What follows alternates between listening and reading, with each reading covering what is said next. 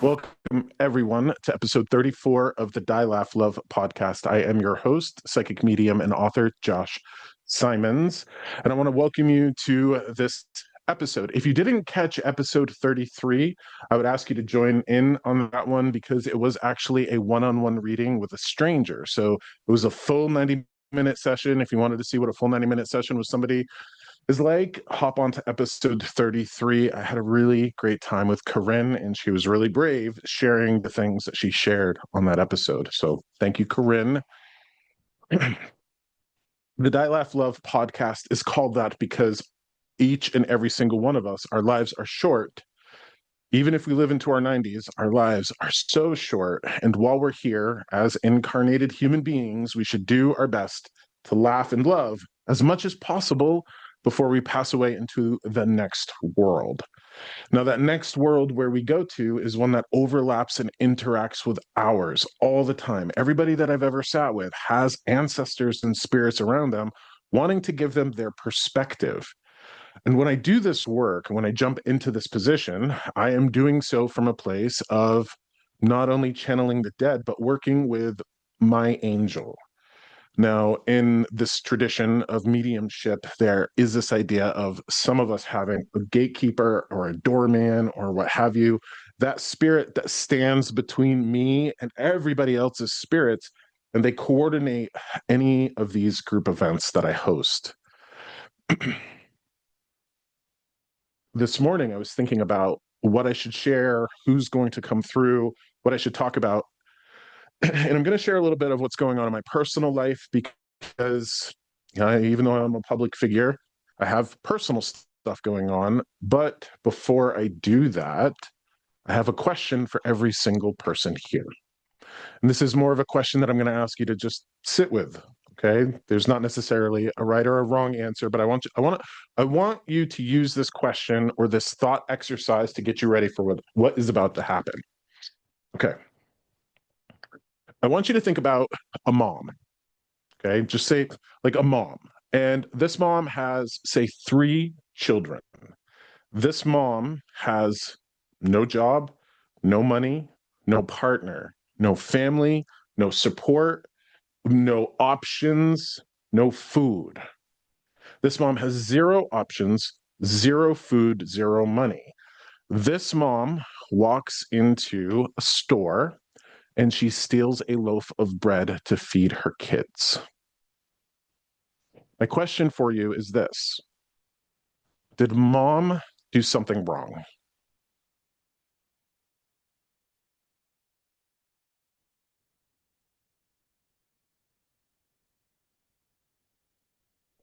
I see some of you shaking your head no, like she didn't do anything wrong.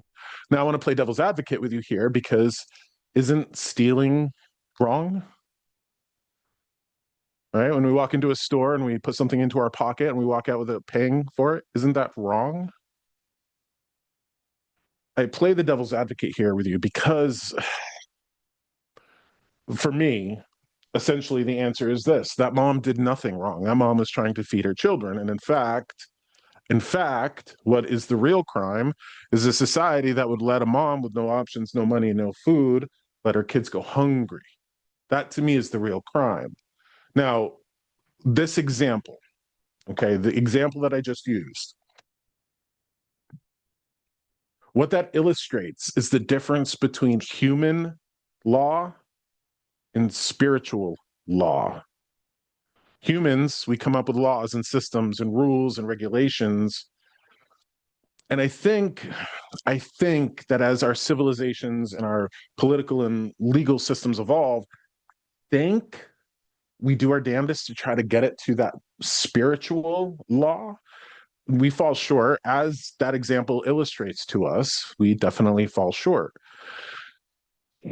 But I think for folks who are bearing witness to this world, and I mean, from a guy who buys things, regular things every single month, each month, I can definitely tell you we're having an affordability crisis. There's a whole lot of things rising in cost. Things are going up. Things that I buy regularly are going up in price a lot.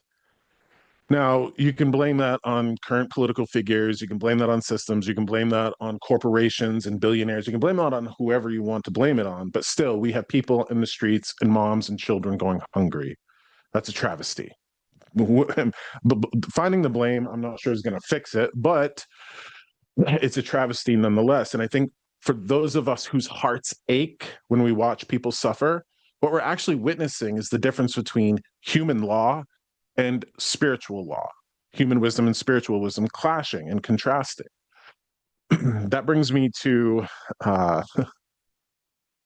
what's happened in my life. Little update. This isn't public knowledge. I don't share this with folks online. This is a little fun that I want to share here with folks. I see Wanda here. Hi, Wanda. Give me a wave. Hi, Wanda. Wanda participated in a retreat that I had, my husband and I hosted back and around Halloween. And one of the things that had happened is shortly before this retreat was held, the Airbnb hosting the building, hosting the retreat canceled. I had to scramble and find a new one. I see Mary Lou and Phoebe here too. Mary Lou and Phoebe were there as well. Hello, hello, hello. Okay. So that scramble, what that did for me is that made it so I couldn't actually stay on property. My husband put a mattress in the living room, stayed on property. So there was somebody always there, but we were down one room. And so I had to go home, which was about a half hour away, and come back each day. Not a big deal. But I want to tell you what was going on at home with my family while we were off property. Okay. So some of you might know that I have a son. I've got a 22-year-old son named Sequoia, great little man. And earlier this year, he decided that he wanted to go to Alaska. So beginning August, we did this big thing where we drove through Canada, got him to Alaska. He stayed a couple months in Alaska, realized that it wasn't for him. And in September, end of September-ish, I flew back to Alaska and drove with him back through Canada, back home. He landed and he's been home with us ever since. My son entered into a relationship with a wonderful young woman. She's 24 years old. I really appreciate her. And she has a couple of children. She has a 1-year-old and a 2.5-year-old, almost 3-year-old. The 1-year-old's a little boy. Hi, Christine. I see you there. You were there on the retreat as well. Hi, Christine. See you there in the little square. Excellent, excellent. All right. So, little 1-year-old boy and about a 2.5-year-old girl. Great kids. And right before Halloween weekend, Halloween weekend happened for us. They get kicked out of their house. Now, this young mom and these two kids all of a sudden have no place to live. And while Isaac and I were supposed to be off site all weekend, well, when I showed up Friday night, knocked on, like, went into my house, there's a little family there. And he had brought them in our house, gave him shelter, and in his words, was just going to figure it out when Monday came and we were supposed to go home. Right? Was just going to figure it out in the way that young kids just think they're going to figure things out, I guess. Anyways, they've been with us since. So we had a household of 3 men, my husband, myself, our 22-year-old son, turn into a household of 6, a young woman and 2 children. And what I'm about to share here is interesting because both Isaac, my husband, and myself, when this was put into our lap, we were faced with the prospect of a homeless mother and 2 children, right? There was literally 0 options for us other than to give them shelter. You understand that? There wasn't any sort of thinking or discussing about how might our lives be inconvenienced or how this, there's going to be the regular sort of like your toothbrush goes here, our toothbrush goes there sort of thing. But there was no thought about how inconvenienced we were going to be. We just immediately went into this place of like, mom, kids, doesn't matter. You're here with us now. You have a place to stay. I don't know if they're going to be together forever. I don't know if they're going to be together for a short time. That doesn't matter because we had a mom and 2 kids show up. Now, I raised this son, and Sequoia was a great kid, real chill, not really super energetic, but this little 2.5-year-old girl this little girl could run a 5K and then immediately turn around and run a 5K. And she's like 2.5 years old, and she is a lot. She's full of energy. She's into things. We've had to baby proof our house, put things up, put things away. She is a force of nature. Now, one of the things, and I don't know where this is coming from for me, but one of the things that really just hit me when I have these two kids in my house is all of a sudden my language is different. The last thing I want to do is I would never want to tell this little girl, hey, be a good girl. The last thing that I would never want to do is that. And here's why. Because when she's running around and being 2.5 and yelling and screaming and jumping off things, she's not being bad. She's just being a little girl. And I think we all struggle with that because, I mean, you guys don't need to raise your hands, but how many of us are people pleasers? How many of us seek approval and validation from other people? How many of us want to be told we're doing a good job? How many of us want the pat on the head, whether that comes from lack of strong parenting or it actually, a lot of that comes from public education where we're trying to earn the approval of our teachers through our coursework or what have you. But there's something in me that says, don't call her bad, unless like she hits her brother in the face, you got to respond accordingly to that. But it just hit me because all of a sudden I'm like, I don't want to tell her to be a good girl because she is a good girl. And I don't, I'm not a woman, but I was raised with my own people pleasing problems and all of that. How many of us struggle wanting to be the good girl or fit into the box and get the approval and follow the rules? I don't know, it just hit me. And I think that process is this.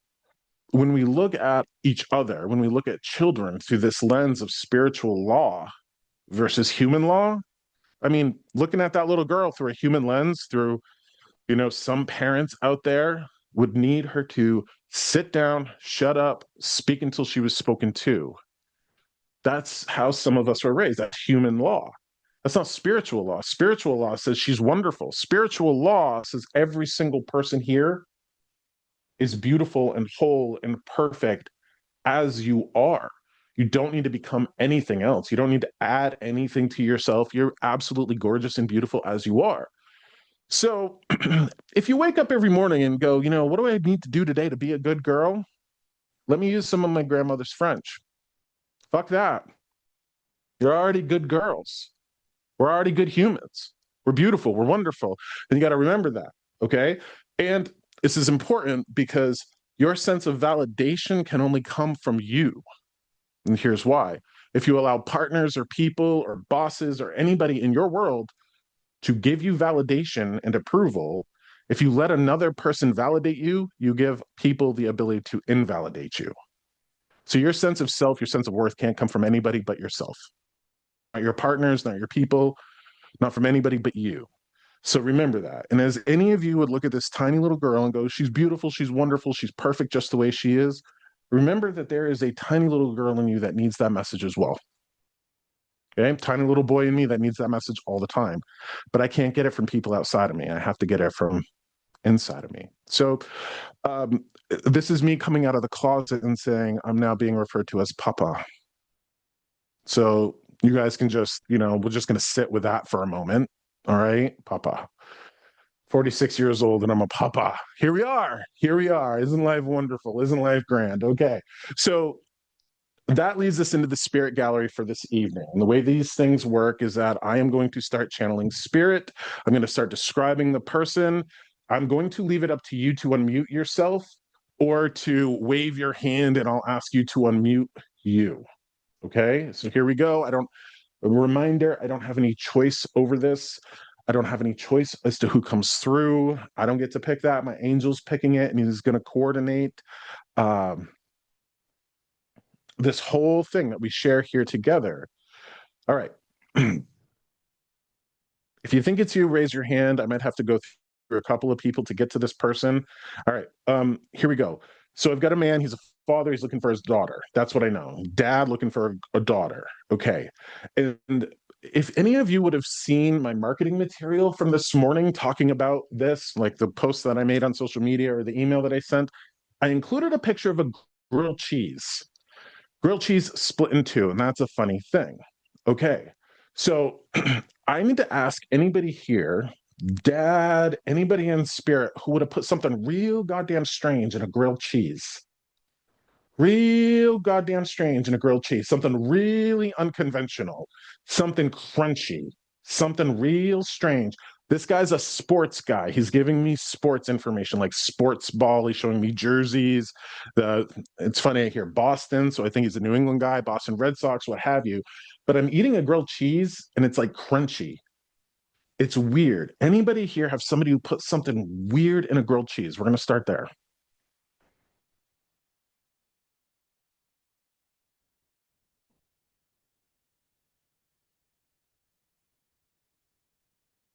Yeah, you might not be getting it. Might not actually be a grilled cheese, could be just a cheese sandwich. But I'm tasting. Anybody ever eat crunchy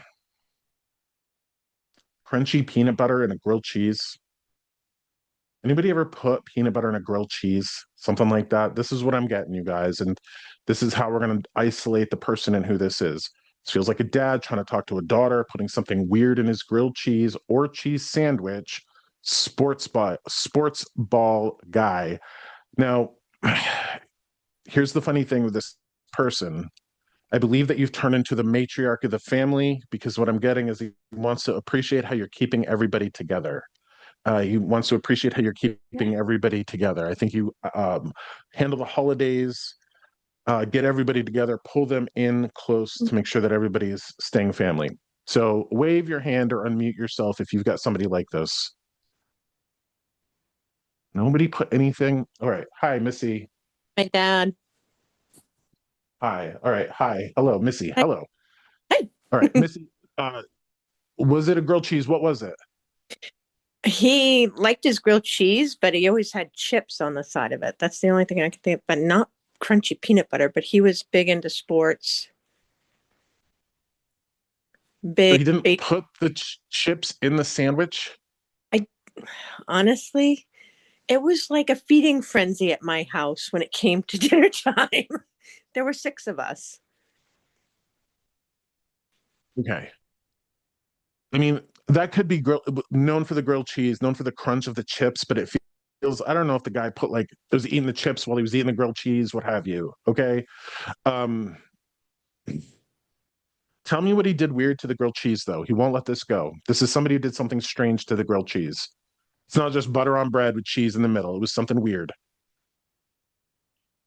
I don't know. Mom always did the cooking, so it might not be him that's coming through. It might be somebody else's dad. Well, I'm gonna take this. I'm Oh, gonna like you just stay with me until. okay. Hold on. Sandra's waving. I'm gonna ask you to unmute yourself, Sandra.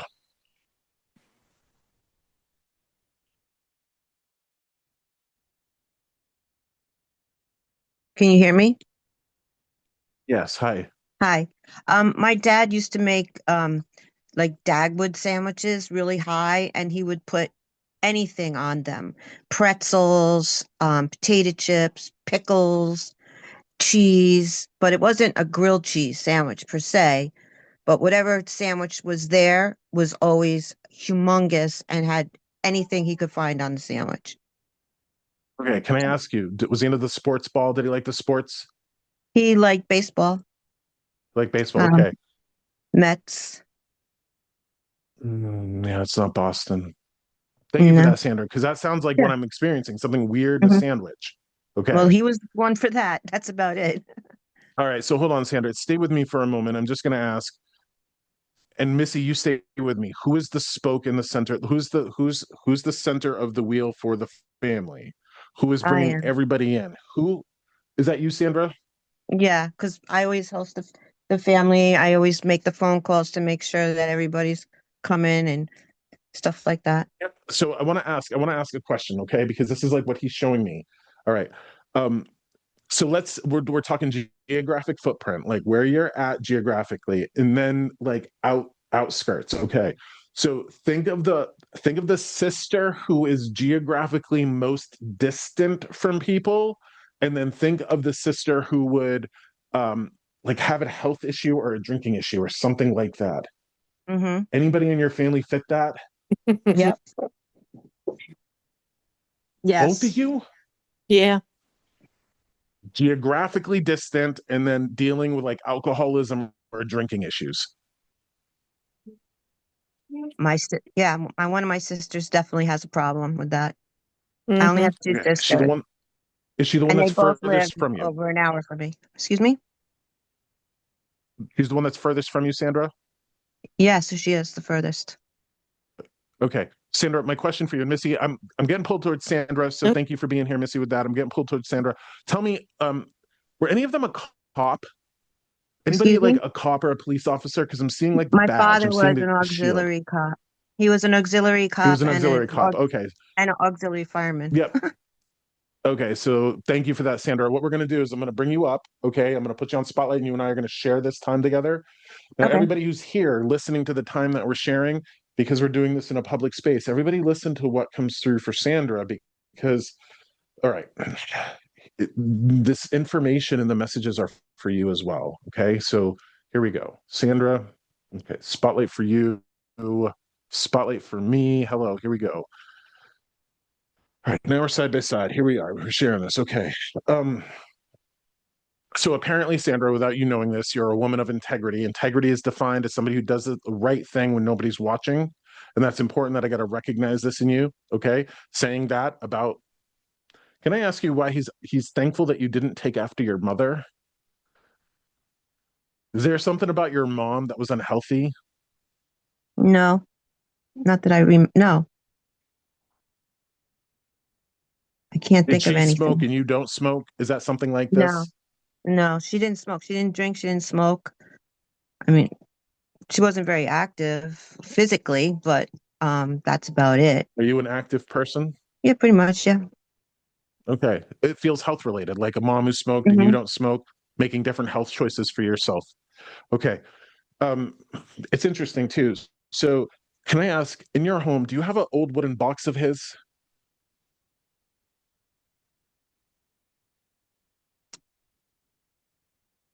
I can't think of a wooden box that was his. I have a lot of things of his. I have a little Hold on one second. cigar Don't give me box. anything else. Don't give me anything else. Okay. So the wooden box looks like it's either jewels or coins, something like that. Something that's like an heirloom. He's actually, this is strange. He's asking you to dust. Okay. He's asking you to dust. All right. There's something somewhere out exposed, maybe up high that can't be reached. There's something that needs to be dusted off. Okay. That's what he's showing me. Something that needs to be dusted off. Now, Okay. Sandra, all right. Now he shows me, like, no. Well, hold on. Not that your house is dirty, not that it's unkept. That's not what we're talking about here. He's saying you got to remember I'm always with you. So having that connection to those items, making sure that they're pristine, like kept up well, reminds you that Hmm. that relationship is always going on. So he wants to make sure that, isn't this fascinating? He wants to make sure that you're not being a bad girl. That's amazing. Okay. Like you got to dust some stuff, but it's not because you're bad or you're lazy or you're keeping a bad Hmm. house. It's because he just wants that. Think sacredness, things that are Hmm. sacred, take care of them. Okay. Now, the other thing that he's showing me, and again, he wants to show you his pride. It's interesting because he's showing me what looks like framed certificates, degrees, what have you. He's showing me multiple. Can I ask you, why would he be proud of your achievements, certificates, degrees, and do you have multiple of them? Um, I have a teaching degree certificate, and I've won awards for graphic design that they're just laying up against the wall. I haven't hung them up. Like I won a Benny Award and another one from these paper companies because I used to be a graphic designer. Love that. So you got a teaching certificate, you've won awards and all of that, but there's multiple. It's not just one, there's multiple. Okay. Hang them up and be proud of yourself. Be proud of your achievements. Okay. Hmm. Um, and so, Sandra, and everybody here, a lot of the times we can go wrong in this world is where our parents don't give us enough of the positive affirmation.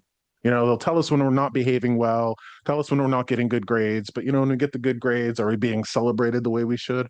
I don't know.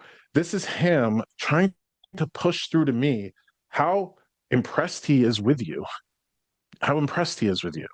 The other thing that's fascinating for me is the sister that's geographically distant that has like these problems, there's nothing you can do about it.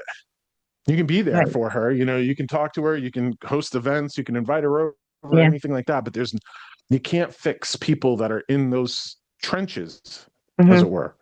Okay. Um, This makes sense that he would come through like that because my dad actually got sick very young and he was in the hospital for like 10 years, kind of in a vegetative state for a long time. So he didn't really see me get those awards or like wasn't involved in the conversations through that.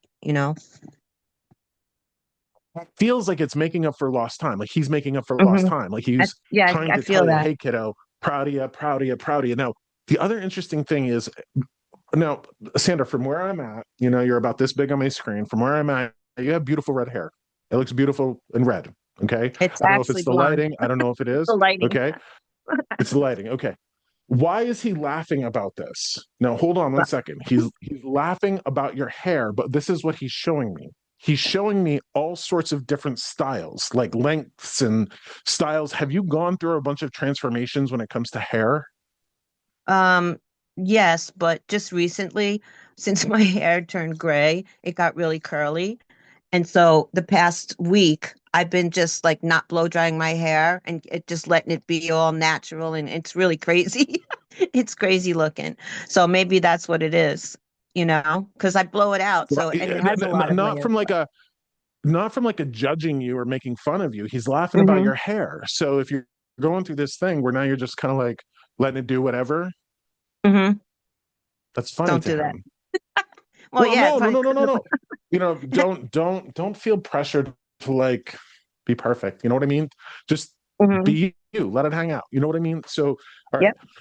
Oh, here we go. Question for you. On mom's side, your mother's side, Alzheimer's, dementia, cognitive decline.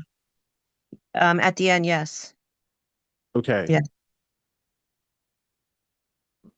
I need you to take everything that I have to say with a grain of salt, but he's pointing to the cognitive decline and the Alzheimer's in your mom's line. Okay. Hmm. And he says that you don't have to worry about it. Like Oh, you don't have to worry about it. He's saying that you don't have to worry about it. Now, I don't know what that means. You know what I mean? Like, I don't know what that yeah. means. I'm just like, don't worry about it. I don't think that you have the genetics factors. I'm not sure Hmm. that you're doing the things that contributes to that oftentimes. Hmm. So he's just like, don't worry about it. Well, Of that's course, nice. Thanks, Dad. yeah. Well, of course, the you wouldn't want to worry about it because it's going to cause way too much stress in you, and that could might contribute Hmm. to it. Whatever, whatever. But just relax. Don't worry about it. Hold on, hold on. You must be a beach person. Yeah. Are you a beach Yeah. person? Hmm. Yeah. This is Yep. funny because this is what he says to me. He's like, no, you're destined to fall asleep on a long chair on a beach with a daiquiri in your hand and just fall asleep and not wake up. That's what he's saying. Hey, if that's the way you gotta go. I mean, if I that's the don't way know. you gotta go, that's right. That's just take a nap on the beach and just not wake up from it. That sounds like a pretty good way to go. All right. Can I ask why it's in your house? It feels like this is in your house. Why is he showing me matchbox cars? Little tiny matchbox cars. Do you Yeah, I have have a few of grandkids them. in your like No, they're mine. like They're mine. I have a bunch of little, I used to have Volkswagens, so I had a collection of little Volkswagens. And my dad was a collector of antiques also, but he had those Avon bottles that were cars, and he was really into cars himself. He was the love president it. of the And you have Antique the little Automobile matchbox. Club. Yeah, I have little Yeah. cars. Okay. Um, you having problems with your hand, like arthritis, anything with your hands? Yes. Yeah. Okay. Please hear me out. Take it all with a grain of salt. I want you to find something. This is so weird. I don't know kind of I don't know what kind of medicine this is, but uh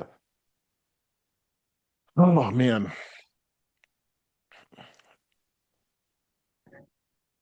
I don't know where you would find this. I don't know if it's something that you would have to make. but he's talking about rubbing your hands down with like a salve or a lotion that has animal fat in it. Okay, so Animal that's fat. funny. The animal thing. I don't know about the animal fat, but I discovered this stuff. These farmers told me about it when I was restoring an old church. And it's this stuff called absorbine. It's a veterinarian gel to use on horses' lame legs or whatever. But I use that stuff all the time on my hand because it after 3 days of using it, the swelling goes away, the pain goes away immediately because I'm an artist and so I'm always painting. And so this repetitive stuff is giving me things, arthritis So or you're whatever. using veterinary medicine on your hands? I love that. Absolutely. Yeah, it works. And I use essential oils too. Like I make my own stuff. So, I love it. Okay, okay, okay. Uh, Hold on 1 second.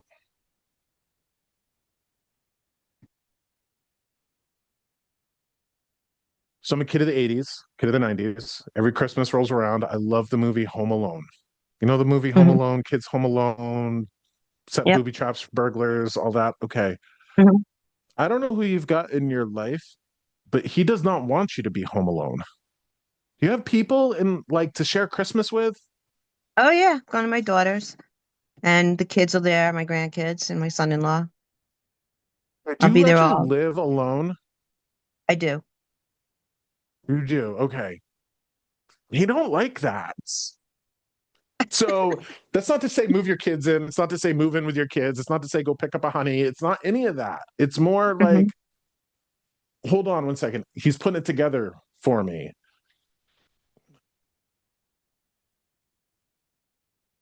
One of the best ways to stave off cognitive decline, dementia, Alzheimer's, all that junk is to make sure we're being socialized, not to isolate Hmm. ourselves, to be socialized. So make sure that, and again, this is interesting because the message is for you, but it's also for other people here. Hmm. Try not to isolate yourself too much. Try to remain social as much as you can because those types of things will keep us going. Okay. Right. Um, it's weird. Do you have a physical therapist? No. It's talking about a shoulder thing that goes up through the neck into the jaw. Okay. It's talking about like a thing that goes like this, like from jaw, neck to shoulders. And then I feel what feels like an electrical shock. Okay. And I'm not asking you to Hmm. get electroshock therapy. What that feels like to me is like a TENS unit. Do you know what a I know what TENS you're unit talking about. is? Yep. Hmm. Yeah, like you get hooked up to it and it kind of shocks you Hmm. and like, all right, can I ask, do you have anything from here to here? No, but I do have something in the middle of the top of my arm over here because for the past 2 years I've been painting like crazy because I'm trying to put together a show and I recently had one. But my having my arm up like this, sitting and because I only started using an easel 2 years ago and just keep doing this motion. I think it's the muscle or the tendon in the middle, and like it's like a someone punched me in my arm, sometimes, and I get those pains like in the middle of the night, like if I'm laying on that side or whatever, but I haven't done anything about it yet except for my veterinary medicine. But Whatever works, works. As long as you're not sourcing it illegally, you're good to go. All right. no, you get it at Tractor Supply It's Tractor Supply. Okay. I love it. Okay. or Amazon. All right. What's the name of it again? It's Absorbine. Aberdeen? Absorbine. Absorbine. No, Absorbine. Okay. Thank you. Absorbine. I'm sure BIN. people are going to write that down. All right. All right. Here we go.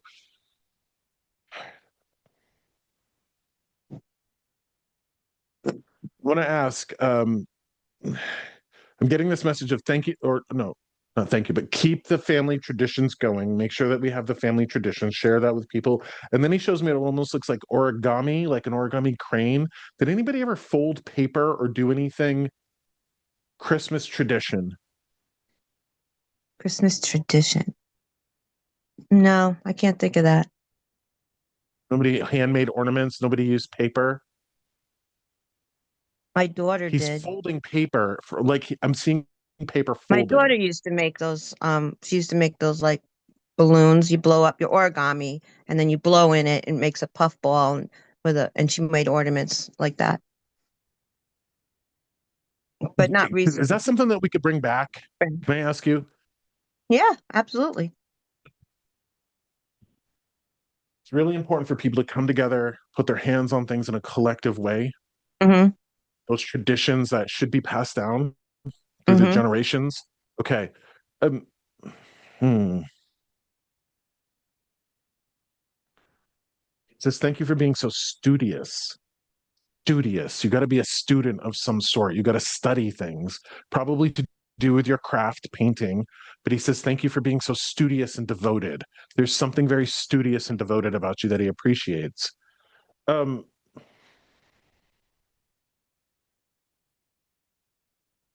he also says that you're going to see things in the afterlife that won't make sense to your sensibilities here. Okay.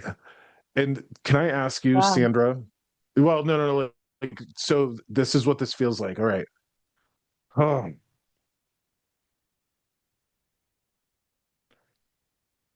do you carry any anger towards religion in your heart?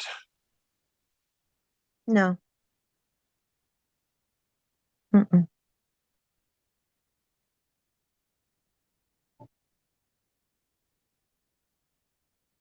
I don't think you're a person that would have a problem believing in angels. I don't think you'd have a problem in that.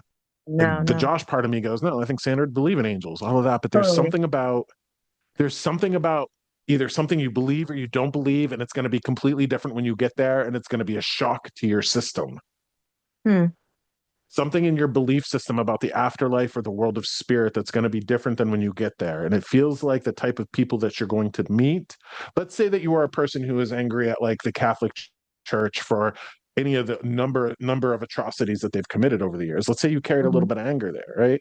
That doesn't mean that the whole system is corrupted. It doesn't mean that there's not good stuff in the foundation of it anywhere. But it's Hmm. like,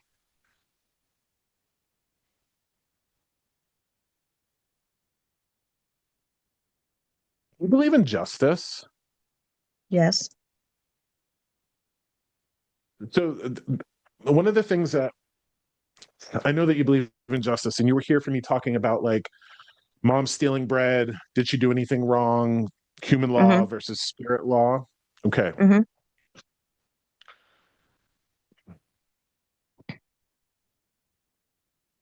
The people who do atrocities in this world, when they move on to the next, they go through a healing process, they go through a retribution process. It's a whole thing.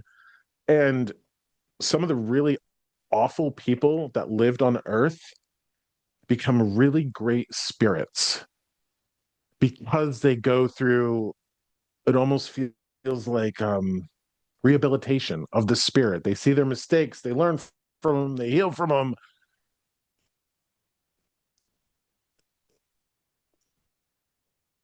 It's something to do with that. It's like he's trying to tell me that there's somebody in the world of spirit that maybe did you wrong or something. And here it is.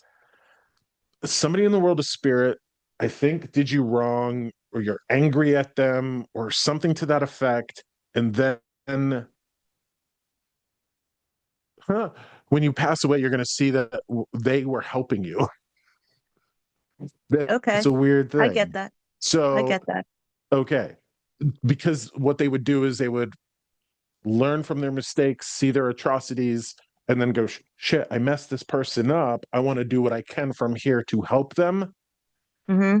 And when you get to the world of spirit and you see your spirit team, you're going to be like, I can't believe you were helping me.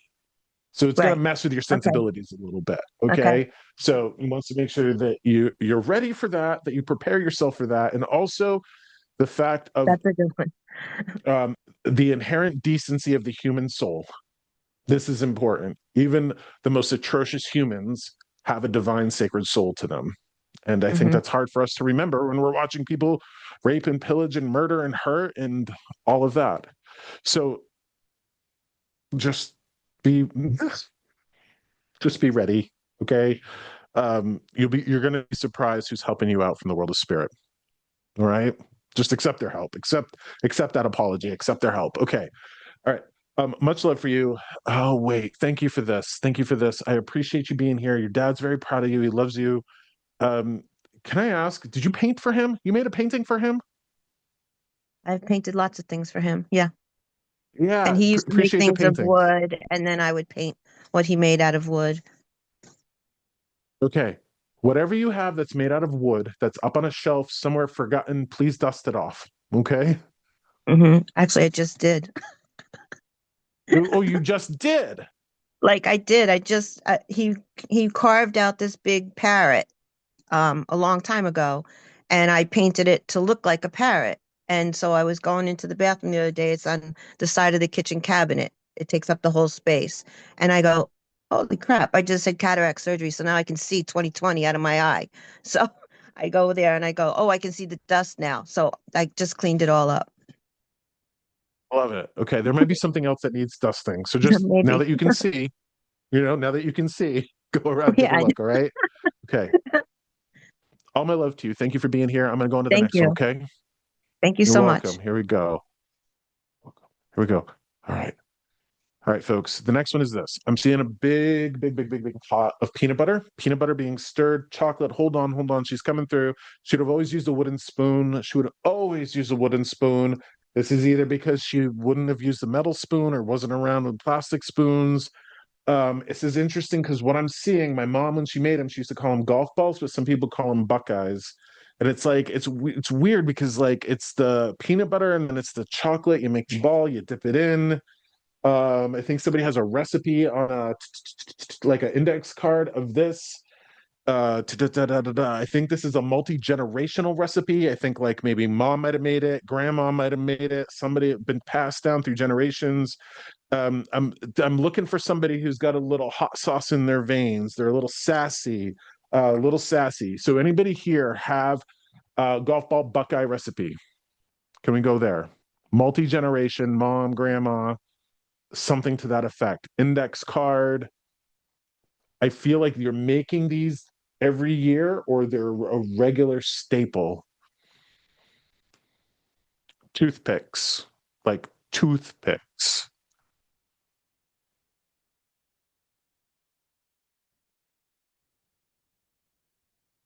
Index card, multi-generational.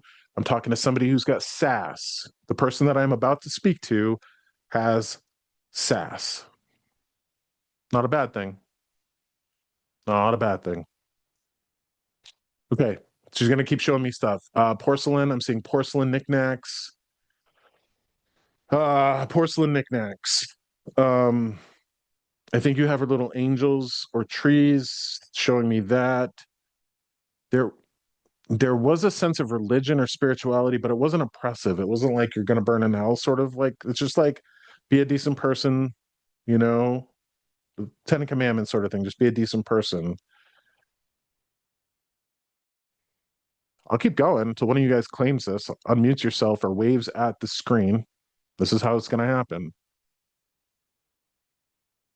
Big pot of peanut butter. I might have taken that and turned it into Buckeyes, but I'm seeing a big pan of peanut butter going like this.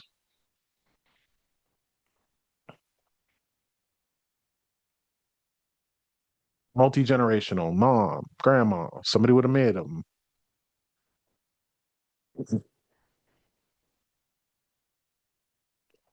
Imagine somebody having a problem with a son, wants to reassure you that he's going to be okay. So who is this? Who's here? I wasn't sure. My grandmother made fudge and caramels all the time, but then I'm not sure what you said about the sun. I was unmuting when you said that, so I'm not sure it's me anymore. About the what? You're not sure about what I said You about what? said something about a sun. Oh, yeah. There's going to be a male figure in this person's life that they're worried about. And that if it is me, I would say my brother. Sure, which would be the son of this woman's daughter, I'd imagine. So, Well, it'd be my dad's side. okay, she's still concerned about him. Okay. Yeah. And I imagine your mom's concerned about him, that sort of thing. Also, Yeah. it'd be funny because I'd imagine I'd have to wonder how close your mom and your mother-in-law were, or her mother-in-law were. Imagine they were kind of close. Do you know if this Yeah. recipe exists on an index card? Do you know if it was multi-generational? Mom make it, Graham make it? Um, so she always made fudge and I got the visual like when you were describing it, but she makes caramels and those have become multi-generational. I have a bunch Okay. of her cookbooks, nothing off the top of my head, but I have porcelain bells and angels and things like that of hers also. Yeah, so this is who this is, Sarah. Okay. So in my head, and I just want everybody here to know what happens to me when I do this. They're putting through my head. I've never made caramels before. I've unwrapped them from the little plastic wrappers, but I've never made them before. So the closest thing that I have is the And Buckeyes. yeah, she'd always use the wooden spoon for the caramels. Yeah, wooden spoon. And in my head, caramel looks like peanut butter, all that good stuff. Anyways, here we are with a connection to you. Okay.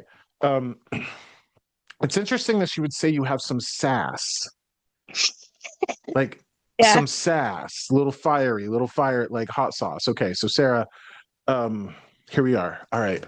So now that I'm connected to her, it's important those traditions keep going. You know, the caramels, the Yep. fudges, all of that. It's important that one generation shares that with the next. And again, like I was talking to Sandra about the ornaments and trying to get families together to make things, Yeah. whether it's by hand or food. Okay. All right. This is funny. She got a lot of hyper energy. She's a fast spirit. She's got a lot of hyper energy. And what this means to me is that the family of yours is big because she's moving from person to person to person to person, Yep. checking in on them. She And had this 6 is, kids. yeah. So it's like Yeah. there's a lot of speed to her. Do you know what I mean? Like Yeah. looking in over everybody. All right. The other thing too is, oh, I hate saying this to people. You take yourself way too seriously. I hate telling people that they got to lighten up, but you do. Okay, like I I've been hate trying. that guidance, but I have to give it when it comes Yeah. through. All right. The other thing that she's saying too. Do you know? Did you remember her to be quietly spiritual? Quietly spiritual. I mean, they went to church every Sunday and um not really But they weren't quietly, but a hit you over the head, tell you you're going to no, hell. If no, no, no. those people, they're problems. Those people are problems in this world. Preaching the Yeah. eternal damnation because you had sex before Mm-hmm. marriage. Those people have Right. issues. Okay. All right.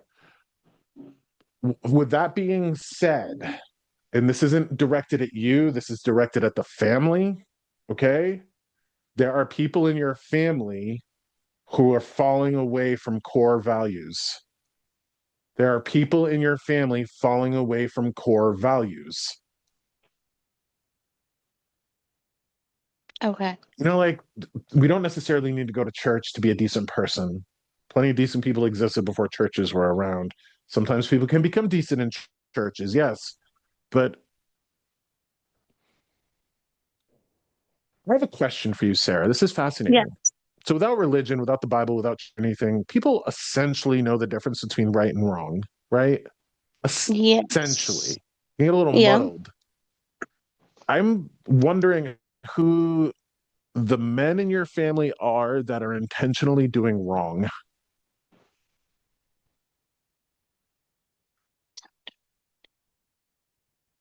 there any I criminals? mean, Got any people in your life? no, Cousins? Anybody like that? no, not like drastically anything. I mean, morally, maybe like, but not.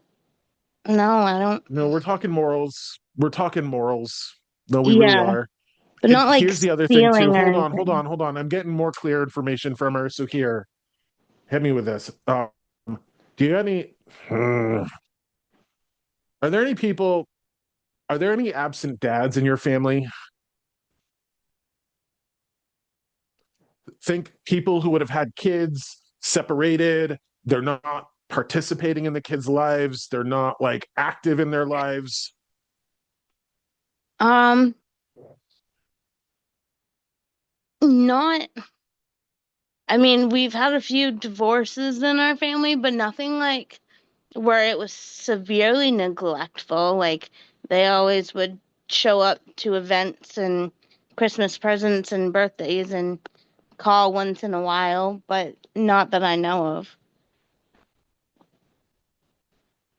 This is your generation, Sarah. Like, this is kind of your age-ish. This isn't Yep. older people. This is like your age. The reason why I say this is because I just feel like a couple little kids around. Okay. I don't know if you have cousins, brothers. I don't know what's going on. It doesn't really matter. You just need to Right. know this is that, see, here's the difference between human law and spirit law. This Hmm. person would not be breaking any laws. They're not in their kids' lives. They're not there a lot. There's no law that they're breaking. But is there a spiritual law that they might be breaking? There might be. Yeah. Because so if you're talking my generation, my cousins had some kids, but they're all still together as a family. So I'm not sure. Um,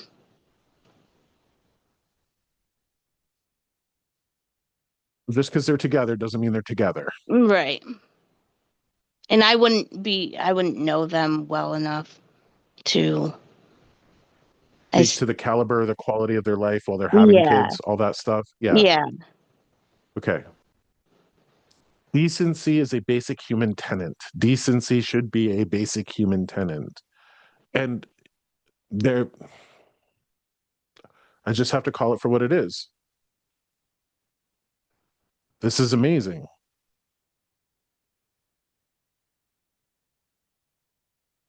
This is going to mean something to a few people here. So I began this by talking about the young woman and the two little kids that are in her house, no questions asked, helping them move on to the next step in their venture. They certainly don't want to live with us forever, all of that. But there's something really awful in this young woman's story where the father of these two kids ran off with her best friend. Like, abandoned her, ran off with her best friend. Really awful. Her heart's broke. I know she's carrying around a whole lot of trauma because of that. He didn't break any laws. Mm, You see, like, he didn't break any human laws, but deadbeat dads exist. Deadbeat moms exist, but deadbeat dads breaking a spiritual law. And it's interesting, Sarah, that she would come through and have to tell you this because your knickknacks, the little porcelain angels or whatever you have of hers, represents the hmm. fact that you represent her core values. So you're a decent person. You don't have to worry about being judged in that spiritual law way or even that human law way. But there are people in your family that might be failing on levels that aren't necessarily legal by human standards. Okay. And that's Hmm. important, I think, because I think lots of people here know what deadbeat dads are. Lots of people here know what deadbeat moms are. When we abandon people, we're breaking some pretty severe, I hate to say laws, but guidelines, I think is a better word. Okay. Um, Sarah, question. All right. Yeah. So this woman is coming across with like a clean vibe. Okay. I'm going to tell you this. Why would she want you to clean up your stove? Hear me out on this. It's actually the backsplash of the stove. It's around the knobs. Like, Yeah. a little crusty, maybe. I don't know. Little, like, maybe need to get Yeah. in I behind the mean, knobs or something. There's something about, like, it's funny. She says this because she needs you to know that she sees everything. That's creepy. Like, that's what they do. But I there's know. something I know she does. there's something specific about the backsplash on your stove that needs to be cleaned. And again, not coming through here as like saying, oh, you're a bad girl and you keep a dirty house. This is actually a piece of Right. evidence that she wants to show you and say, hey, I'm watching, I'm here with you. It's funny because I could almost imagine, and this is what I'm seeing, doesn't mean it's actual. What I'm seeing is like, it looks like a white stove, like, how spaghetti sauce gets on it, like little Yeah. like stains of spaghetti sauce. Can I ask, is your stove white? Hmm. Okay. Does it have like Yep. little spaghetti sauce stains? Probably. I mean, Yeah, I bet if you got up yeah. and looked, you'd find it. Yeah. Okay. All right. Um, she Do you know her to have left over a bunch of Christmas ornaments, Christmas decorations? People have them. So, yeah, Christmas was very big for her and my grandfather, and um I didn't get a chance to look over like their Christmas stuff. I don't know what got separated because the kids did most of it. Um I'm sure they're spread apart. Um like it would mean a lot to me if I had some of those. And I know that there's a couple pieces that have gone missing. No one can locate them. I want to ask, do you not do a Christmas tree for yourself? I do sometimes, but it's a small one. Okay. Well, what's fascinating to me is she's giving you the message. Make sure you put the star on top. Make sure you top it. The tree needs to be topped. Okay. So whether it's a small one or a large one, and if Yep. you can get your hands on any of those decorations, make sure you use them instead of keeping them in storage. All right. Mm-hmm. Okay, hold on. What's okay?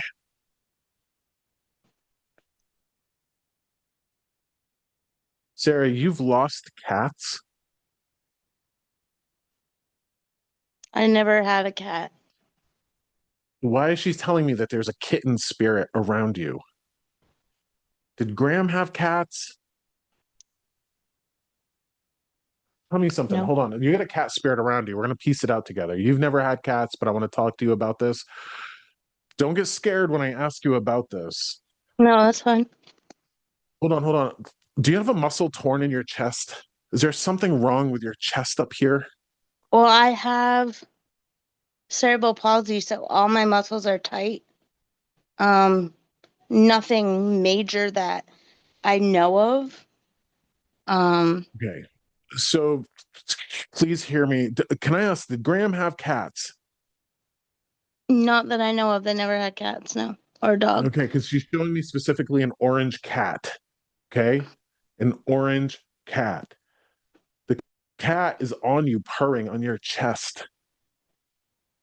And I But don't know if you know this about cats' purrs, but they heal. They okay, heal. They're a frequency that heals. And she's showing me that there's this like cat energy on your chest because there's like stuff with your chest. okay. So, what does that mean to you? I think that Um, illustrates the fact. What? I hold my breath a lot. I like just doing things, focusing. And so like deep breathing isn't easy for me. Um, I've been like coughing and choking more, but it's nothing that like, I don't know. I didn't really think it was too bad or too serious, but No, no, no, no. Hold me on. I gotta illustrate what this is meaning. Every single one of us has spirit moving through us in one form Mhm. or another, helping us with our physical stuff, our emotional stuff, our mental stuff. Right. I think your condition could be a whole lot worse if you didn't have the help from spirit. Okay. Some people don't have that help. Some people don't have the ancestors who are looking out over them. So, my question, Sarah, nobody can demonstrate this. You know, it's not anything that we can prove, but where is the big orange cat from?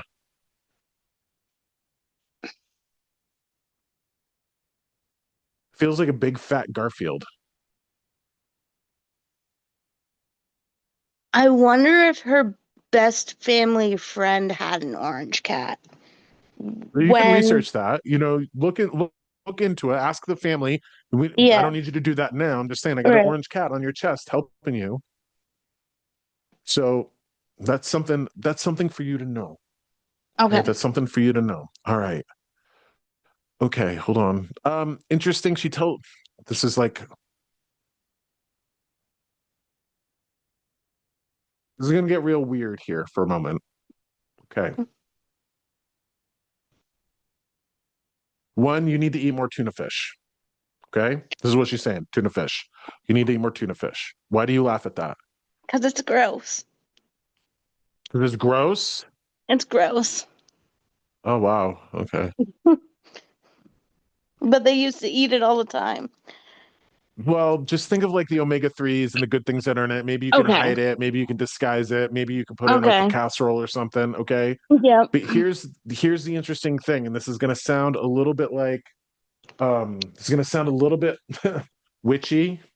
Okay, it's going Mm-hmm. to sound a little witchy. Yep. In the world of spirit, there is the process of making offerings to spirit. I make a cup of coffee offering to my ancestors every morning. Yeah. It's funny because she says, eat your tuna fish, but then save the water, okay? Save the tuna water and put it out in a little dish as like a little offering to the cat spirit that's helping you. Okay. It sounds peculiar, it sounds strange. Leave it out for a couple hours, just Okay. put it somewhere, you know what I mean? Make a little offering, but you're getting help. Go find out who this orange cat is, okay? Because spirits can be stronger by the things that we give them, and in fact they can help us by the things that we give them. You see this in almost every Asian restaurant you'll go into, where there's an Mm-hmm. altar of the beloved dead and there's fruit and water set out by the ancestors. That's something that happens all the time. Okay. Mm-hmm. It's interesting. There's a lot that goes without saying whenever I connect to spirit. They love us, they're proud of us, but it's funny, you need to know how proud she is of you, but you also need to know that there are family members that she's looking over that she ain't proud of. Okay. Okay. You just need Yeah. to know that. You don't have to worry about cleaning up your act because it's pristine. You don't have to worry about any of that. Okay. All Yeah. right. Okay. Sarah, I'm going to move on to the next one, but it's fascinating because I don't know if this is connected to you. So just hold on one second. Again, I'm just, Okay. all right.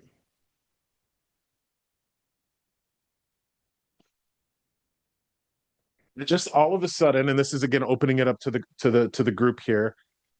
All of a sudden, I had three men appear to me. Three men very specifically appear to me. They're showing me like classic lumberjack style. Think, flannel and black axe. There's three of them, and they feel like brothers. Or a dad and two sons who maybe were all like brothers when the sons got older. There's a triad of roughneck men here. And it's funny because what they want to talk about is they're spending time in spirit. Feels like they're at a hunting camp. They're playing cards, they're drinking, laughing. It feels like paradise for them.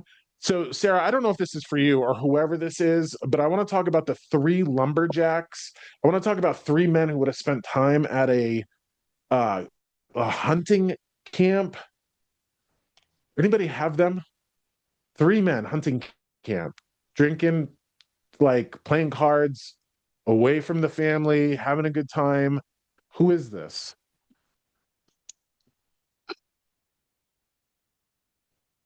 It's not for you, Sarah. You can't think of three men. I'm just Well, gonna I'm put you on mute, thinking okay? And we're because gonna like. that that's something my grandfather always did, and there was a pretty large group of them at times, but I don't know who would be with him. So I'm You not don't know sure the if it's two men. yeah. Okay, they feel Not blood related. Okay, they feel blood related. They're not friends. They're related by blood. They were related together.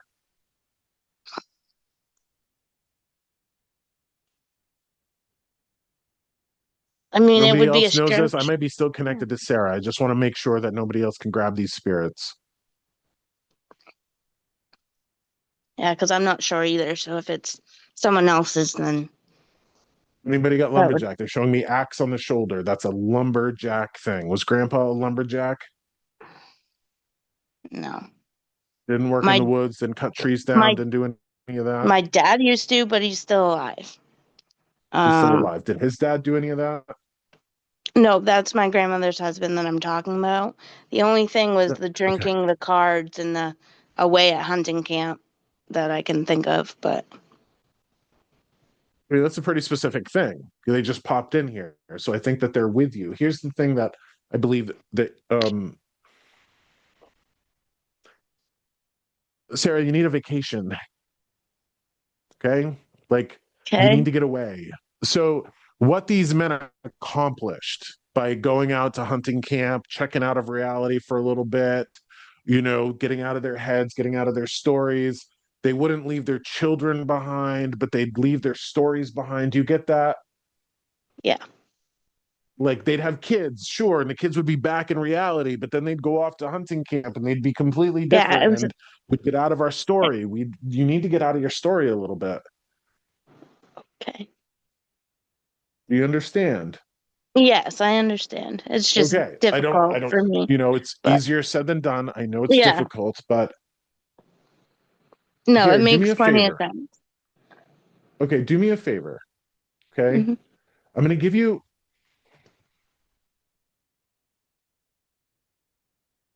I'm gonna give you a weird chore.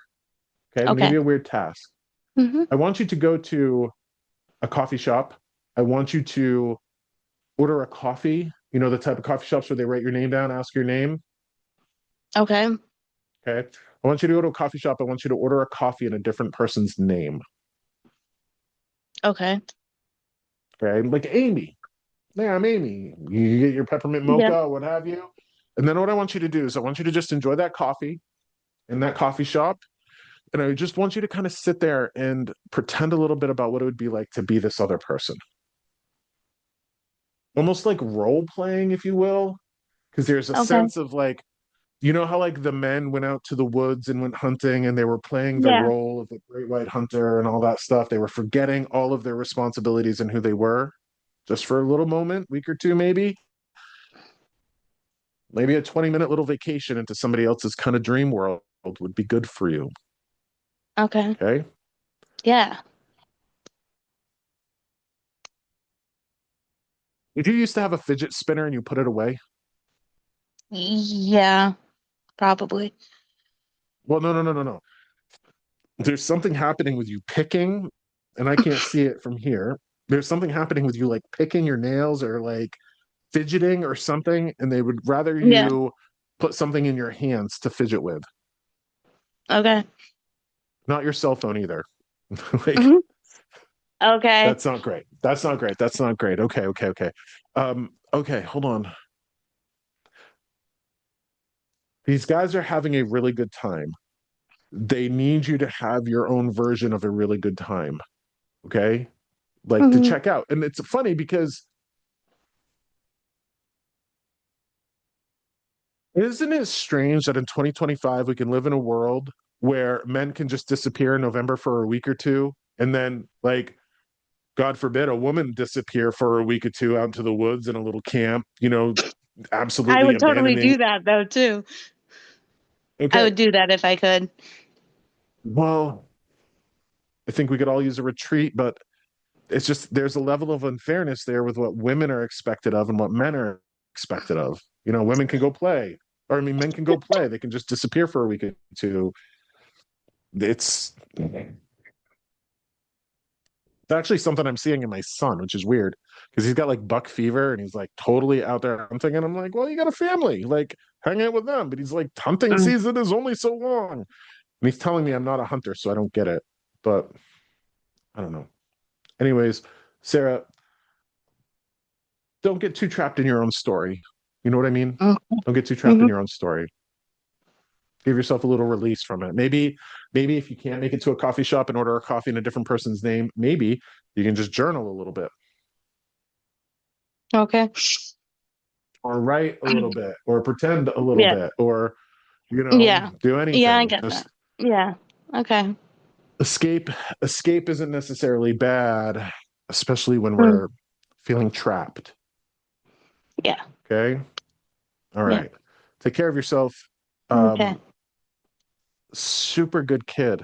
They're a super good kid. You could be my age. I don't know. You're a super good kid. You got all their love. You got all their love. Okay. Okay. I was about to say approval, but Thank that you. comes without anything. Okay. Much love to you. I got to Okay. go on to the next one. Okay. Okay. Get your Thank you. vacation. You're welcome. All right.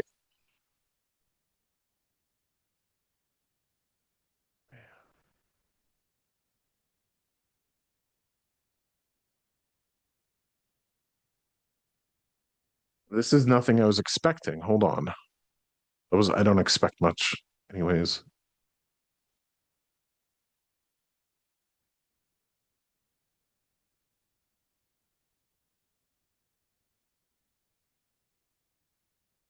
So this is going to go out to people who might have a little bit of a witchy heritage or a connection to a religion or a spirituality that isn't how do I say conventional. It's not conventional. So what I just experienced was a man is here with me. Okay. He comes in and at first he feels holy to me. Like he's done the work. Like he's a wholesome person. He's just a good, decent man. Would have had character and strength as a human. But what he's saying to me is that he was part of, this is weird, part of a magical tradition or a spiritual tradition. He almost feels like a magician or a witch. And that's a loaded word. Magician is not appropriate, but this is somebody who would have had, he feels, what's fascinating to me is he feels a little ethnic, a little Spanish, maybe a little Latino, something like that.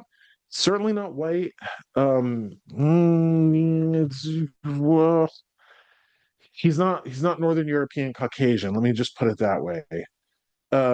He's showing himself to be kind of like well dressed, but he was definitely into something unconventional. I don't know if I've got a Mason here, like a Freemason, or something's a little weird. So this is going to go out to the witches here, like the people who are into alternative spiritualities.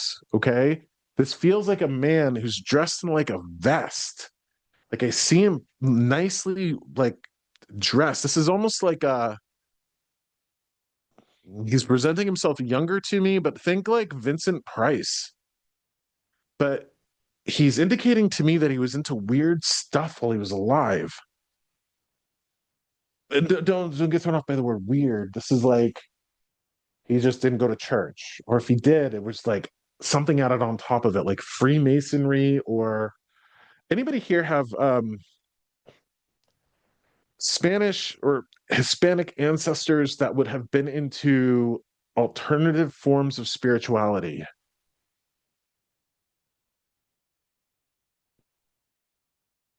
Well dressed.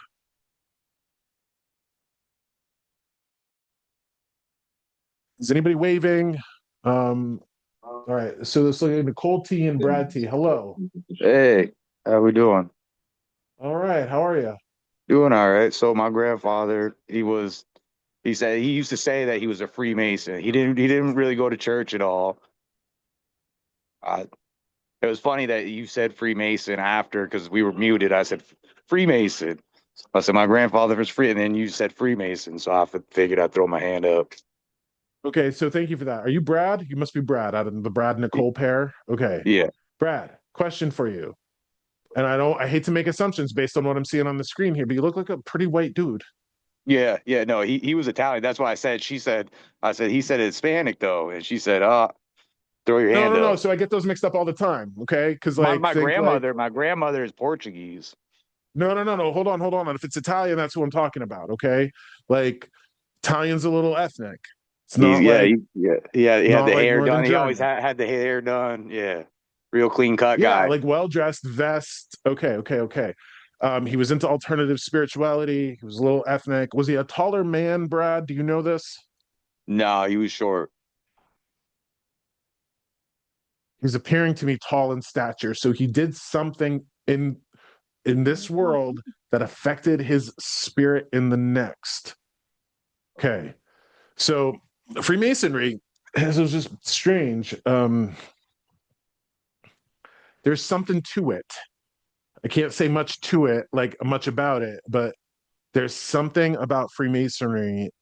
Let's just say that I've had experiences that have made me research it and see how they were messing around, not messing around, but they were working with some really ancient, actual spiritual magic. They're doing real things. It's not just like performative stuff. Okay.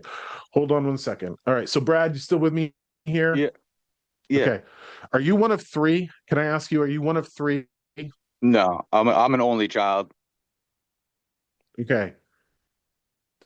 No, hear me out on this. Are there two male cousins? Are there?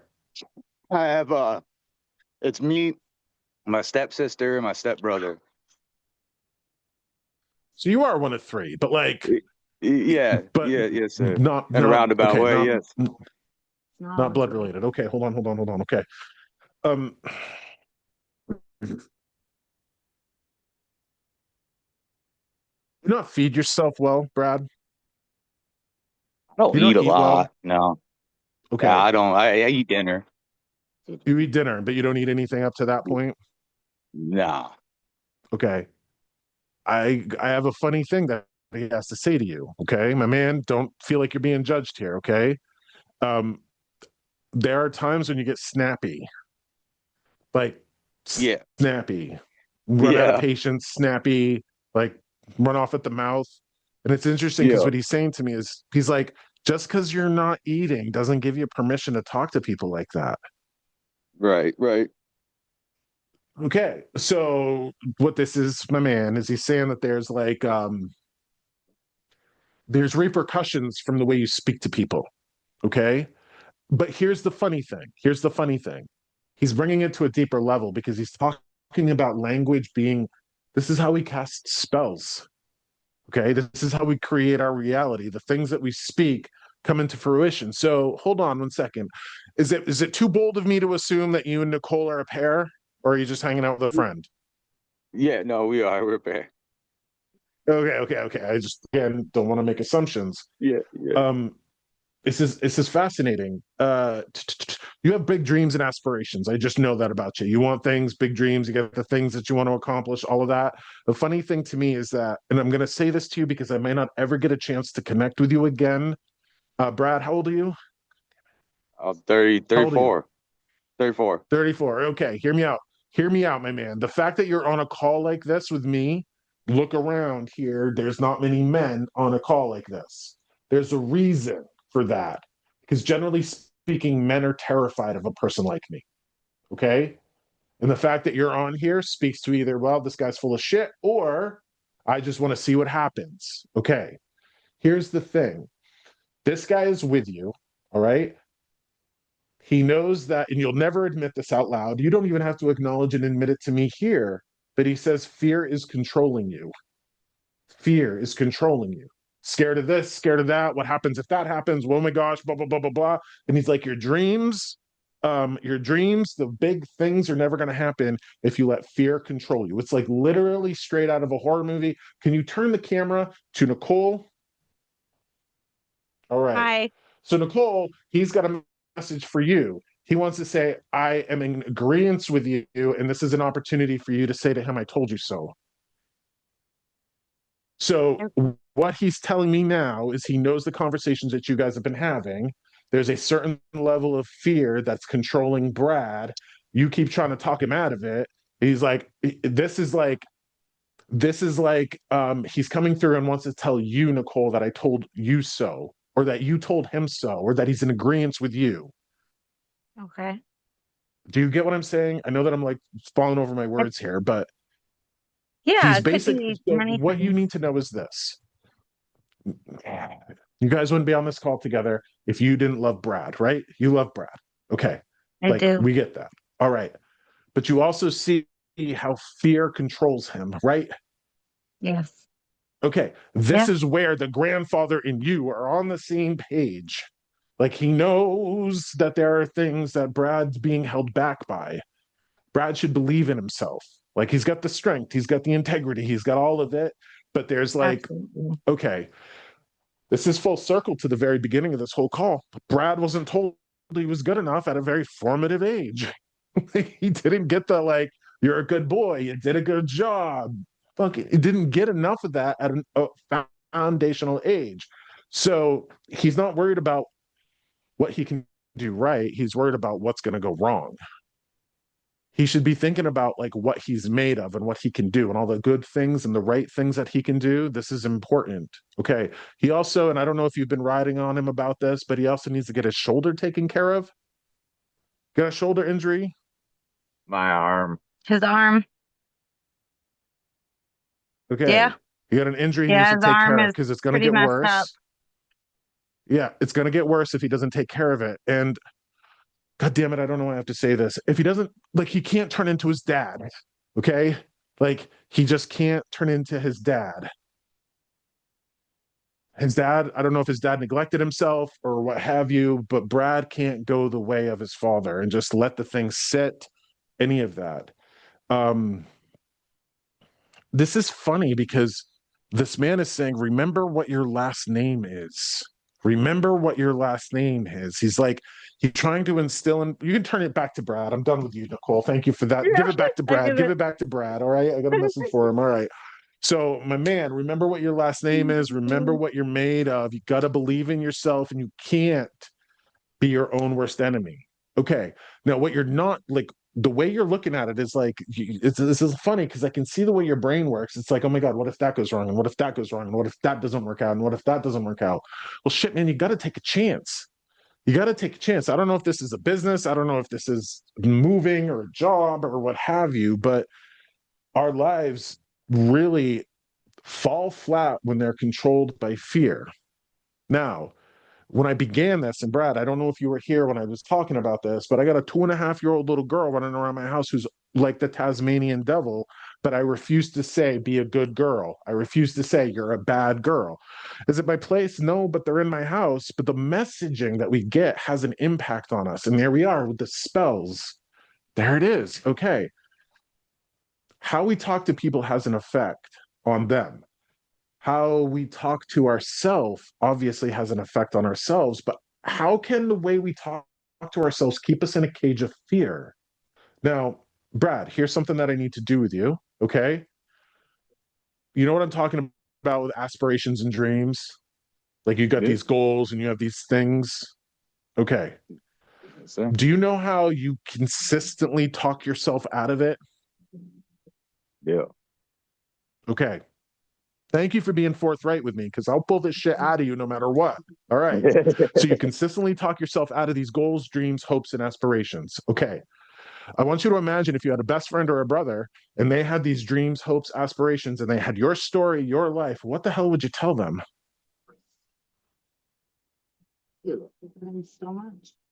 Go for it. I want you to figure it out. Okay. I Yeah. want you to root for yourself the way you'd root for a best friend or a brother. Okay. Because that's the part of you that you got to tap into, not the fear part, not the fear part. I'm kick ass part, right? I know what I'm made of. I know who I am. I'm kick ass. Um, this is funny because there's like this. Do you know the expression "kick ass, take names"? This is what you're Yeah. supposed to be doing. You know what I mean? Yeah. Like, there's bigger things meant for you, but you've got to ask yourself, am I being afraid or am I being logical? And I think your logic is very minimal, your fear is very large. And if you gave yourself the credit that you deserve, I think that you'd see that you're capable of a lot more than you even dream yourself. Now, I know that sounded like an after school special, right? I know it sounded exactly like an after school special, but here's something that I need you to know. I need you to believe in yourself, or, oh, your biggest fear can come true. Your biggest fear is that you won't be able to provide Nicole with the life that she deserves. Okay. Yeah. Fear will cripple you and corrupt your life. Believing in yourself, how about this? Because this is interesting. This Italian grandfather, the Freemason, all right, all of this.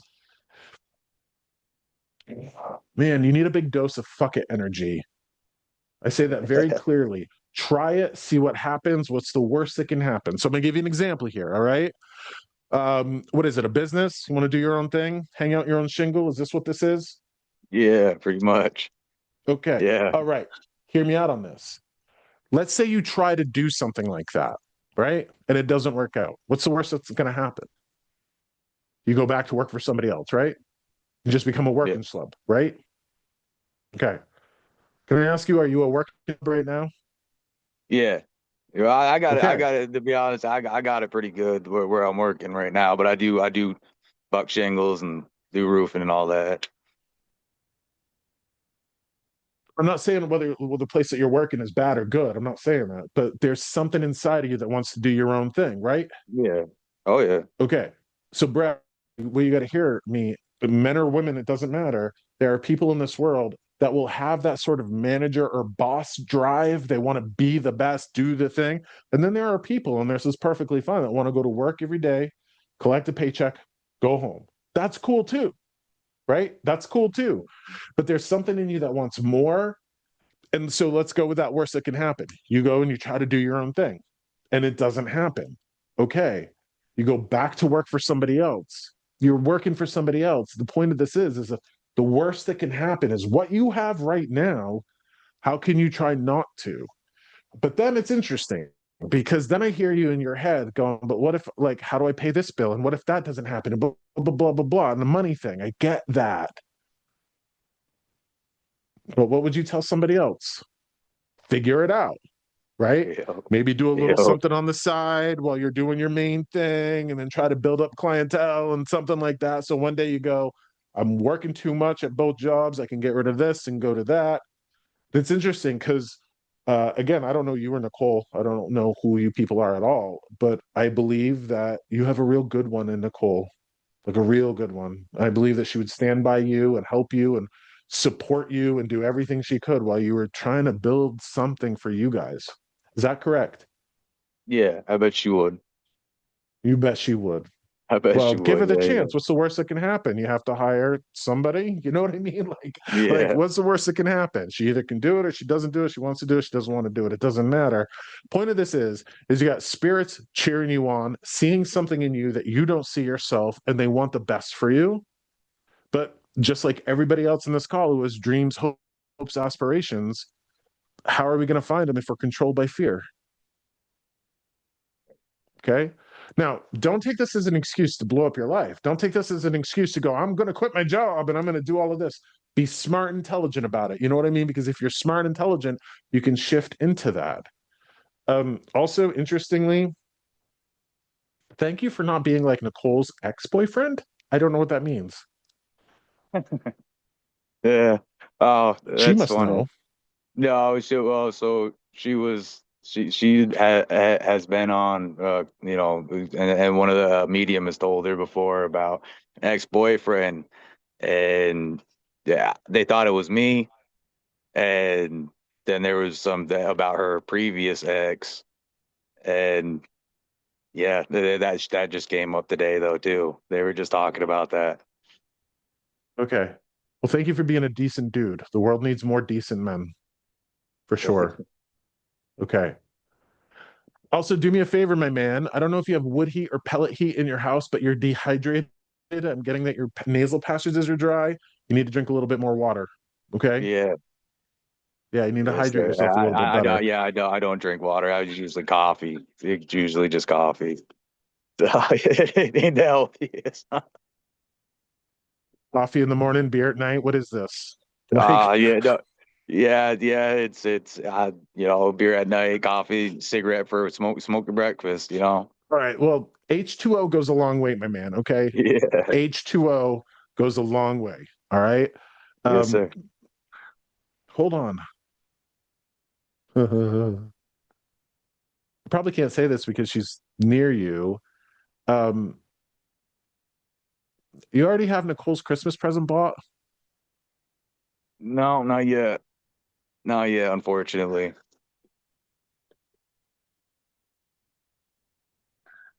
So do you know what it is? Do you have a plan? I definitely have some hopes on what I'm gonna be able to get her. That's for sure. Okay, interesting. Because whatever it is, you're getting a big thumbs up. Cool. Okay. Yes, So sir. again, limited in what I can tell you because she's standing right next to you, but whatever it is you're hoping and dreaming for, just run at it. Okay. And seriously, just get busy building a beautiful life. That's all you got to worry about. Just get busy building a beautiful life. All right. Okay. The other thing, too, and I wouldn't be able to tell you this unless it was a fact, this grandfather of yours is super proud of you. Okay. In fact, the way those words fall for me is it's like rain on a dry desert. I'm not sure you've been told this at all or enough in your life, and he needs you to know that. Like he feels like if those words, I'm proud of you, feels like rain falling on a parched desert. So understand that. If he wasn't, he wouldn't come through. And if he did, we'd be having a different conversation if you weren't somebody that he was proud of. Okay. Um, thank you for being here, my man. You can rewatch this and Right. listen to it again. Thanks for being a big Yeah. a stand-up dude. And if what I'm thinking the Christmas present is, and again, I can't say it publicly, just thumbs up and go for it. Okay. I appreciate that. Thank you so much. Also, hold on. It's not the amount that you spend, it's the thought that goes into it. I Don't like get that. caught up in it meaning more because it costs more. That's not necessarily true. Okay. All Yes, right. sir. Thank you for this. Thank you. Take care of yourself. One more. Here we go. One more. Here we go. All right. Okay. I'm seeing what looks like a very hold on. Okay. I'm seeing a set of books. One, two, three, four. And they look like they're in a series. It looks like there's Blue Spine. It looks like old, what looks feels like Beatrix Potter. This is interesting because this would have come from a woman. Um, okay.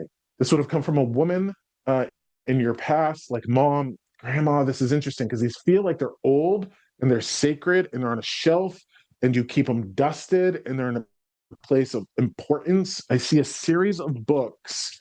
They feel smaller, but they're a series of books and they're really important to you. So who has these books?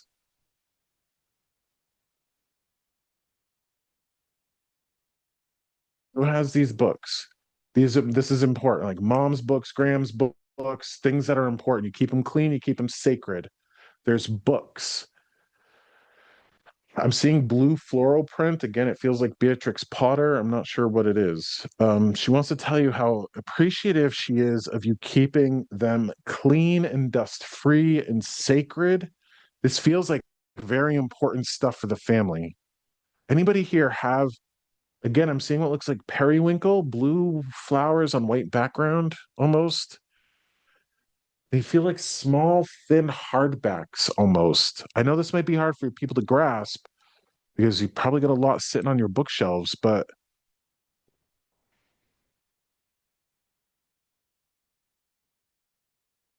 yeah, they look like small children's books. They're so special to me. Thank you for keeping them sacred, clean, and lined up and neat and not torn. They look pristine. Who's got that? It feels Catholic to me. She wants to come through and appreciate this. Okay, I'm gonna do a thing that I don't normally do here, and I want to get pulled up to um where'd they go? Hi, Michelle. Hi. Hi, You have a Julie there with you? I do. Hi. Hi, Julie. Hi. Can I ask you, do these books mean anything to you? Not that I can think of.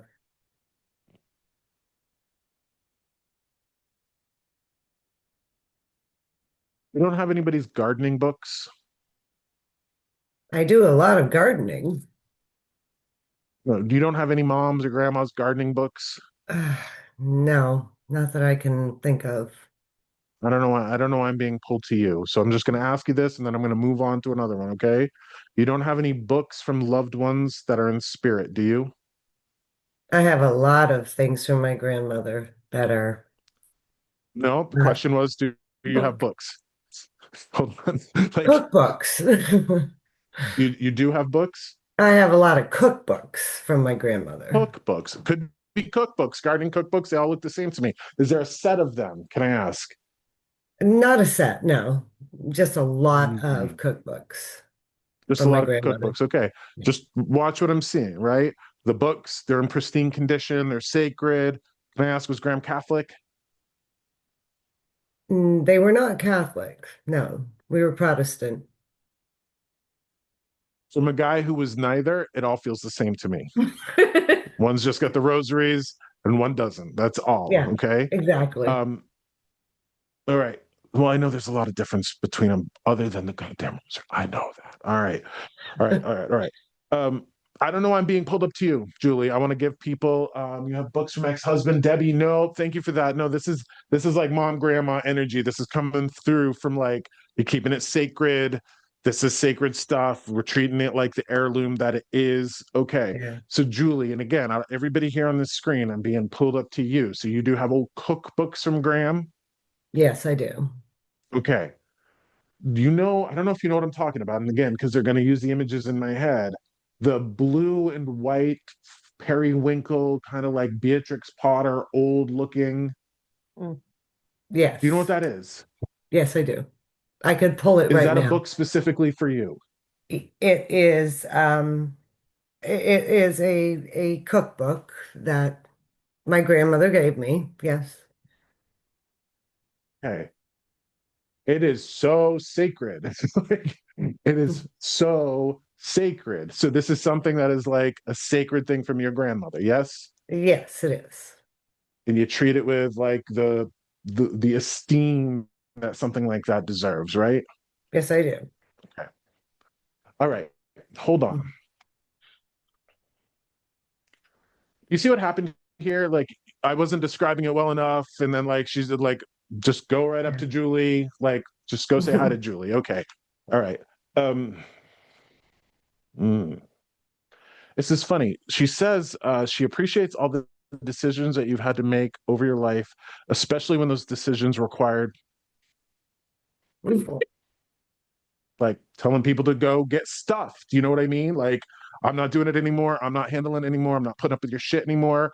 She Yeah. loves every single one of those decisions, personal life, professional life, all of it that you've ever taken. Yes, I'm a bit spicy.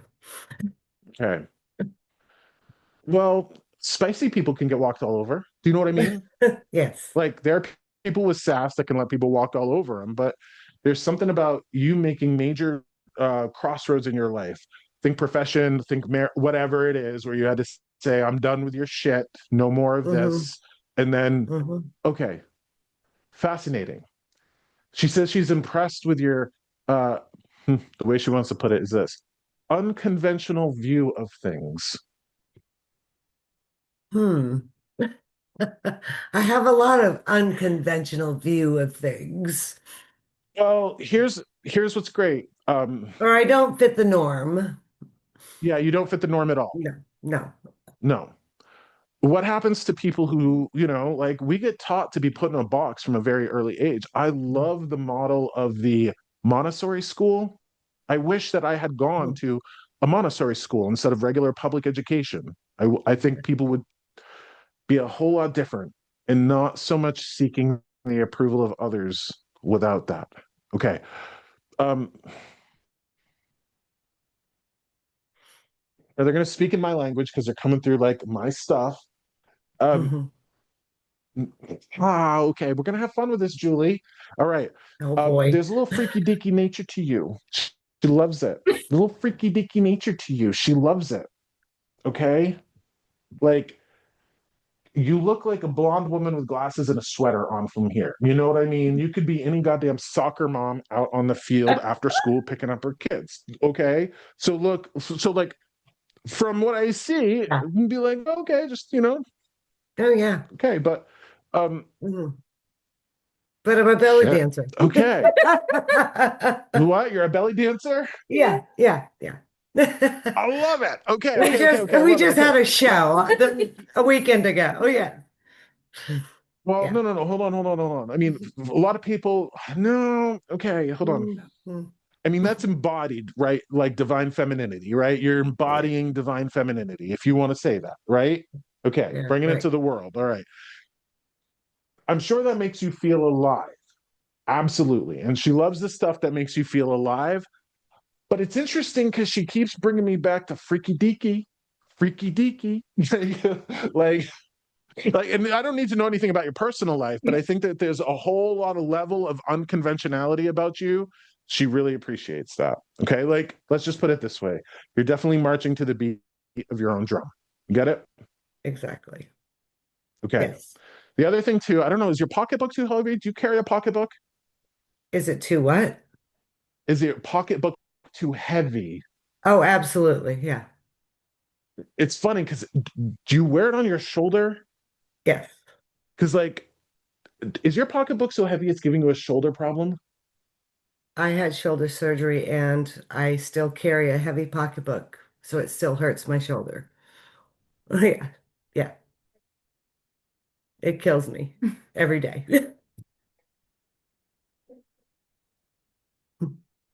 Maybe we could do something different. Yeah, right. I mean, don't go so drastic as to wear a fanny pack, God forbid, but maybe do something different. Okay. Let's do no. something a little different. Yeah. Okay. All right. So I love this. You were here at the beginning when I'm talking about like little girl in my house. I don't want to use the word good girl on her. Do you know what I mean? It's very important to me. And it's like spirit, law. Okay. It's fascinating that I end up with a person who like just doesn't give a shit. like, like, like, like you're just marching to the beat of your own drum, which means you don't need the approval or validation from other people. See, I did. When you were discussing that, I said to Michelle, little girl should be seen and not heard. That's what I was told as a child, as a little girl. Little girl should be seen and not heard. We were to Wonder what Cher would have to say about that. I know, right? I loved Cher. I absolutely loved Cher. So, yeah, she was my idol growing up. Funny that I would have to say that, right? I mean, talk about Yeah, somebody who it is marched to the odd beat that of you her would own say drum, that. right? I loved her outfits. They were extreme for the time. Loved her. Yeah. And in fact, I would highly recommend subscribing to her YouTube channel. The Oh, reason being is that every so often I get a notification on my phone that what they'll do is they go to the old Share show and they'll bring up clips and they'll just release them like they've never been made available online. It's like her and Elton John, her and Tina Turner, yeah. her and Michael Jackson, all of that stuff. So go and watch it. I get a lot of Yeah. entertainment out of Share myself. But Awesome. as a person who is either going to walk the path of convention or being unconventional, you're a woman who was taught little girls are seen, not heard. Mhm. You're going to have to break out of that. You know what I mean? Eventually, somewhere along the way. And then you end up in shitty relationships or shitty jobs or whatever it looks like because you need to be a good girl. All right. Thank you for deconstructing the programming of your childhood. Mhm. Okay. I mean, we all Yeah. have to do that, right? Some of us are raised by Bible thumpers, some of us are raised by bikers. It doesn't matter. We all got to deconstruct the shit that we're handed. Okay. Now, Yeah. the fact that I saw this book and it's pristine and it's just sacred and you have it and it's that blue periwinkle. What, you just point to it? I told Michelle she should go get it out of the cupboard. Michelle, It's go get it out of the cupboard. I want to see it. Go get it out of the cupboard. yeah. Okay. No, down in the bottom. Don't move, he's talking to you. Oh, I know exactly what All right, grab it is. It's beautiful. She's coming. Oh, And it's done. ow. Well, it's not so much periwinkle anymore. Come back with it. That's not. Where is? Here it is. Well, it's not so much periwinkle Thank you, Christine. as it is. It's changed color, but it is blue. It is the Blueberry Hill cookbook. I love it. And it's just, I love it. Is it one of a series? I don't believe so. Well, it's a series of the books that you have from her. Had the little blue flowers on it. Keep that. That's sacred. Okay. You've got actually what you have there is you have an heirloom that's channeling the power of your ancestors. Yes. Interesting. And she checked it out of the library and she never checked it back in. Oh, what a bad girl she was. From the Fletcher Memorial Library. What a bad girl she was. That's hilarious. Isn't that hilarious? I love that. Okay. I love it. Well, kids, let's make sure we return all the library books that we get. Or who knows? She could have bought it from a library sale and they just never took the card out of it. True story. Right? We're going to go with that. We're going to go with that assumption. She bought it from a library sale. They never took the card out of it. So it appears as if your grandmother was some sort of severe criminal, but we're going to get away from that. Okay. Checked out in November of 1965. It's amazing. And I was born in 1965. That's amazing. I love that. That is an heirloom. So keep that. Yeah. Keep belly dancing and keep just throwing convention to the wind. We're not here to repeat everything that we've been taught. There's some things that we're picking up along the way that are sturdy and useful, like we don't mix bleach with ammonia, but sometimes we got to forge our own path. All right. So you're doing that. And guys, just be with me as I'm dealing with a little 1-year-old and a 2.5-year-old in my house, because I'm telling you, it's been a while since I've had that. It's been a while. Yeah. It's, yeah. Actually, I do like having the energy of kids in the house. It's fun. I don't mind it at all. It's not a bother at all. I just noticed that it's energetically taxing in a way that I have forgotten. It's energetically taxing in a way that I have forgotten. So, 46 and now a papa. So thank you for all of that. All right. Congratulations. Take care. Thank you, Julie, for being unconventional, having a colorful edge to you, and not just repeating what you've been told. Thank you. Thank you. Okay. And you Excellent. as All my well. love to you. Thank you. We're wrapping it up. I appreciate everybody here. I will end this by letting people know this is on my website, and this is a pretty fun thing that I'm doing. I'm starting a 6-week course January 6th. I'm calling it Wellspring. And what it is it's a healing and hope. We're healing, we're getting hope. It's like $250 to participate. You can buy the purchase that you get like a one-on-one reading. But the cool thing about this is that I'm creating an oracle deck, like a deck of cards that can only be found through this class. So it's all on my website. If it sounds like a journey that you'd like to take in the beginning of the new year, go take a look. So all my love to you guys. I will do one more of these before Christmas proper happens, but keep that Christmas spirit in your heart. Keep that holiday spirit in your heart, but only in the way that makes you feel fulfilled and loved, not in a way that you feel like you're crossing off T's and dotting I's and checking off boxes, because you're all perfect as you are. All my love to you. Thank you for being here. I'll see you next time.